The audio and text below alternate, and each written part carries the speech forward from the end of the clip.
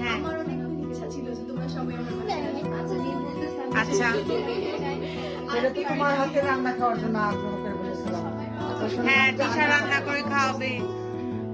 এইবার আমার শাশুড়ি মায়ের দায়িত্ব নিয়ে সব কিছু থাকতেছিলাম। মা বললেন আম্মু চলে আসছে। তাও এটা অনেক ভালো হচ্ছে কারণ হ্যাঁ আর খুশিতে পায়েস পায়েস হয়ে গেছে। গোলাপি হয়ে গেছে। নিমটা লাইক এটা করতে তো করতে যায় না শ্বশুর বাড়ি। ভালো কথা যে আসলে কত সুন্দর আপনার এই সে কি জানি জানি কেন মনে হয় রাত হয়ে গেছে। মনে হয় সন্ধ্যা হয়ে গেছে বাবুকে নিয়ে আসা। আরে বাহ